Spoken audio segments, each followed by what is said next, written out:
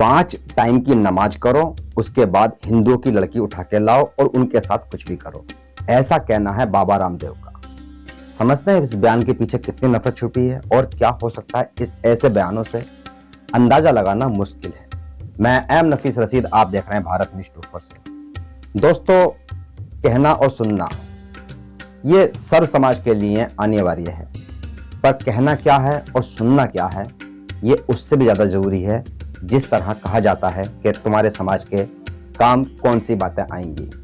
एक माहौल चल रहा है कि आर्थिक बाबा या आर्थिक नेता जो बयान देते हैं वो अपने कारोबार के लिहाज से देते हैं। कहीं से कहीं तक भी अगर लगता है उनको कि कारोबार डूब रहा है तो धर्म की आड़ लेते हैं।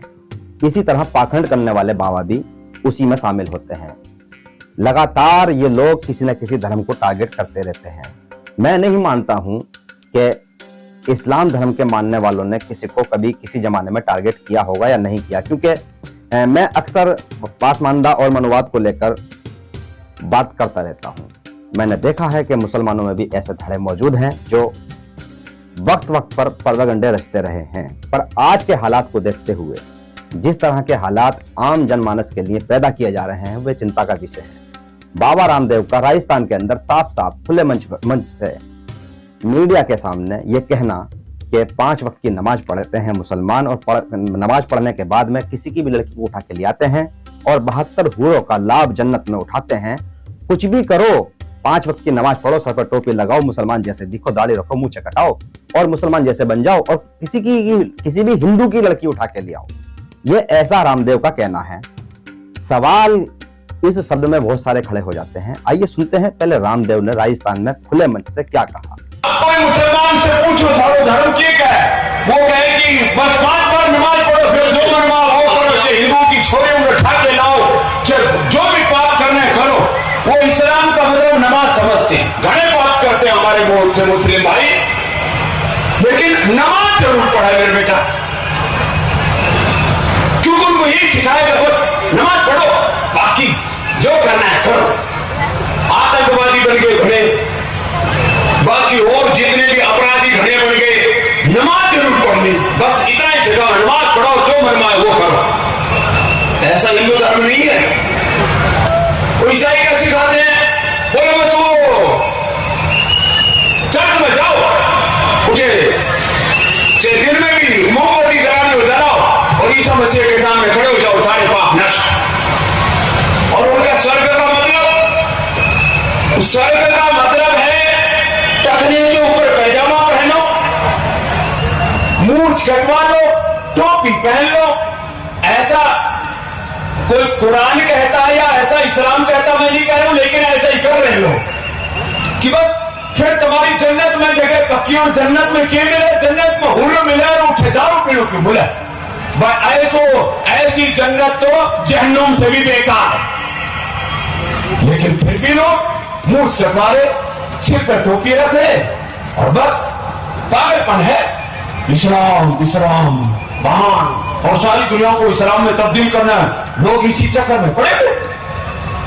और ईसाइयों में बोले एक वो इधर क्रोस का निशान पहन लो, फिर कुछ वेशभूषा सी बना रखी है, कुछ छोटे मोटे कुछ उन्होंने बना रखे, जैसे हमारे यहाँ स्रोत सूत्र मंत्र होते हैं, ऐसे उनके भी कुछ होंगे आयते। मैं किसी के बारे में कोई आलोचना नहीं कर रहा हूं, लेकिन लोग उसी चक्कर में पड़े हुए। कोई कहता है पूरी दुनिया को इस्लाम में तब्दील करेंगे, कोई कहता है पूरी दुनिया को ईसाइयत में तब्दील करेंगे। मैं कहता हूं करके करोगे कि वो तो बताओ, कोई एजेंडा नहीं। आपने ये वीडियो देख लिया और सुन भी लिया। रामदेव ठोक के कह रहे हैं कि 5 वक्त की नमाज मुस्लिम करें और करने के बाद में उनका इस्लाम, उनका रहन सहन, उनका तौर तरीका ये सिखाता है कि 5 वक्त की नमाज करने के बाद में आप हिंदुओं की लड़कियों को उठा के लाओ और उनके साथ में कुछ भी करो। सवाल ये है कि बाबा रामदेव क्या एक FIR दर्ज कराकर या किसी भी कोर्ट के अंदर, सुप्रीम कोर्ट, हाई कोर्ट, निचली अदालतें, उनमें कोर्ट में एक अपील डालें और ये जानकारी हासिल करने की कोशिश करें कि 5 वक्त की नमाज पढ़ने वाले मुसलमान ऐसे कितने हैं भारत के अंदर जो हिंदुओं की लड़की उठा के लाए हैं। इसका डाटा निकाल सकते हैं। बाबा की दुआ सलाम सीधी सरकार से है। प्रधानमंत्री नरेंद्र मोदी का शुरू से प्रचार करते चले आए हैं बाबा रामदेव, और अपनी अर्थव्यवस्था मजबूत करते चले आए हैं। सवाल एक और बनता है कि क्या बाबा रामदेव ये बताने की जहमत करेंगे कि जिस तरह उन्होंने कहा है कि मूंछ काटो, दाढ़ी रखो और टोपी पहनो, उसके बाद में आप 72 हूरों की ख्वाहिश रखो और कितने भी गलत काम करो, चाहे आतंकवादी बनो, कुछ भी करो, तो क्या बाबा रामदेव आप ये गारंटी के साथ बता सकते हैं लिखत में कोर्ट को या ऐसी किसी सरकारी संस्था को ये बयान दे सकते हैं लिख के कि मुसलमान इसी तरह का कार्य करते हैं और इनके ऊपर सख्त कार्रवाई हो? और आप मांग कर सकते हैं सरकार से कि इसकी उच्च स्तरीय जांच हो? क्योंकि मैं फिर वही कह रहा हूं कि आपकी दुआ सलाम भारत के गृह मंत्री अमित शाह से सीधी है, क्योंकि आप एक कारोबारी नेता हैं और आर्थिक बाबा हैं आप। ये कौन नहीं जानता भारत के अंदर। एक और सवाल खड़ा होता है, ऐसे कितने मुसलमान नेता हैं आज के दौर के?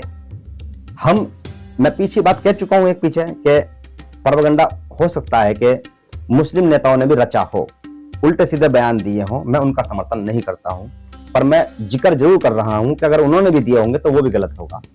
तो तुम्हें ये बताना होगा बाबा रामदेव कि आज के मौजूदा दौर में कितने मुस्लिम नेता, कितने मुस्लिम उलेमा, कितने मुसलमान नौजवान आपको लेकर गलत बयानबाजी करते हैं, हिंदू धर्म पर टीपा टिप्पणी करते हैं। और असली लड़ाई आपकी है किससे? अर्थव्यवस्था से, बिगड़ती अर्थव्यवस्था से है, अपने कारोबार को लेकर है, या मुसलमानों को लेकर है? ये आपको जवाब देना होगा। साथ ही साथ हम सोशल मीडिया और मीडिया अन्य आपकी वाली मीडिया पर भी देखते रहते हैं कि अक्सर आपके रामचरितमानस पर सवाल कौन उठाते हैं? आपके वाले किसी एक मुसलमान ने भी रामचरितमानस पर सवाल उठाया हो, गीता पर सवाल उठाया हो? ऐसी आपकी अनेकों किताबें हैं जिनको हमने शायद थोड़ा थोड़ा पढ़ा होगा और उसमें ये बहुत कुछ जाना होगा कि उनमें क्या लिखा है, पर किसी भी मुसलमान ने, मैंने भी आज तक इस तरह की कोई टिप्पणी नहीं की है कि किस हिंदू किताब के अंदर, यानी कि हिंदू धर्म की ग्रंथ में क्या लिखा है और उनके जो रूपरेखा हैं आस्थाओं के मुताबिक। आपके वाले बाबा रामदेव, मैं आपसे सवाल कर रहा हूं कि कितने आपके धर्म के अंदर झोल हैं? या कभी किसी ने, हम जैसे लोगों ने बताने की कोशिश की है? हमने कभी सवाल नहीं किया कि मुंह से कौन कैसे पैदा हो सकता है। हमने कभी सवाल नहीं किया बाबा रामदेव जी, ये बताया जाए कि मट्टी से, जमीन से, पानी से, हवा से, सूरज से कौन कैसे पैदा हो सकता है। ये सवाल आप ही, इन सवालों के जवाब आप ही दे सकते हैं और उनको दें जो आपके रामचरितमानस पर सवाल उठाते हैं। उनसे क्यों जवाब तलब नहीं करते हैं आप? मैं सफा बता देता हूं, आपके पास नहीं है जवाब बहुजन मीडिया को देने के लिए। बहुजन मीडिया भी एक अलग प्लेटफॉर्म बन चुका है। साथ ही साथ वो सवाल ठोक के करता है और करता है सीधा ब्राह्मणों से, मनुवादियों से और हिंदुओं से। ब्राह्मणों के साथ साथ वो मनुवादी शब्द का बड़ा तगड़े तरीके से इस्तेमाल करते हैं। और जितने भी दलित नेता हैं वो ठोक कर जवाब लेते हैं कि बताएं हिंदू मनुवादी और ब्राह्मण कि ये हिंदू धर्म की जो परंपराएं हैं उनमें उनका स्थान कहां है। आप बाबा रामदेव ये बताते राजस्थान में खुले मंच से कि शूद्रों को कैसे साथ लेकर चलना चाहिए। इस्लाम पर आप लोग सवाल उठाते हो, क्या आप ये बता सकते हो कि इस्लाम के अंदर छुआछूत कहां है? क्या आप ये बता सकते हो कि इस्लाम के अंदर भेदभाव कहां है? आप क्या ये बता सकते हो बाबा रामदेव कि इस्लाम में अपने पड़ोसी का हक कहां मारा गया है? कि बाबा रामदेव आप ये बता सकते हो कि एक 5 वक्त की नमाज पढ़ने वाला व्यक्ति जो मस्जिद में जाकर नमाज पढ़ रहा है वो कितना बड़ा गुंडा मवाली है? साथ ही साथ आप बाबा रामदेव इसका खुलासा करवा सकते हो? क्योंकि मैं कह रहा हूं गृह मंत्रालय से आपके अच्छे संबंध हैं, प्रधानमंत्री नरेंद्र मोदी यानी कि पीएमओ से भारत के आपके अच्छे संबंध हैं और आप एक आर्थिक बाबा हो और आर्थिक बाबा होने के नाते आप अच्छा खासा टैक्स भी देते होगे। टैक्स तो बिल्कुल चोरी करते नहीं होगे, ये बिल्कुल, क्योंकि मैं मानता हूं आप एक हिंदू धर्म के अच्छे सच्चे अनुयायी भी हैं और हिंदू धर्म को मजबूत कर रहे हैं। तो अपने धर्म देश को बचाने के लिए आप ईमानदारी से टैक्स देते हुए ये सवाल कर ही सकते हैं प्रधानमंत्री नरेंद्र मोदी जी से कि मोदी जी ये बताइए कि कितने मुस्लिम ऐसे हैं भारत में जो 5 वक्त की नमाज पढ़ते हैं और गुंडागर्दी करते हैं और आतंकवादी बने हुए हैं। बाबा रामदेव तुम ये सवाल प्रधानमंत्री से जानकर कर सकते हो, पर ये भी सवाल साथ साथ में कर लेते हैं आप तो बेहतर रहता कि भारतवर्ष में कितने ऐसे अन्य धर्म के और मानने वाले लोग हैं जिसमें कई सारे धर्म आते हैं जो आपसे सवाल करते हैं और आप उनका जवाब नहीं दे पाते हो। और अपने धर्म में झांकते हुए ये बता देते कि आपके धर्म में समानता है या नहीं है, या समानता पे आप लोग काम करोगे या नहीं करोगे। आपसे सवाल करते हैं शूद्र समाज के लोग, यानी कि जो आपने वर्ण व्यवस्था बनाई है उसमें शूद्र एक बहुत बड़ी कैटेगरी है। वो अपने आप को 85% कहते हैं और 85% आपसे सवाल करते हैं कि बताओ, दलित शूद्र जिन्हें कहा जाता है वो आपसे सवाल करते हुए पूछते हैं लगातार कि आपने उनके लिए कौन सी समानता की व्यवस्था की है अपने धर्म में। क्या एक दलित का बच्चा या एक दलित का पढ़ा लिखा नौजवान किसी मंदिर का पुजारी बन सकता है? इस्लाम में ये इस चीज का कंसेप्ट खुला है बिल्कुल कि कोई भी मस्जिद का इमाम बन सकता है, कोई भी मस्जिद के अंदर सेवा कर सकता है। मस्जिद में चंदा बिल्कुल चढ़ावा बिल्कुल नहीं चढ़ता है। कि आप ये बता सकते हो कि मंदिर के चढ़ावे पर दलितों का भी अधिकार है?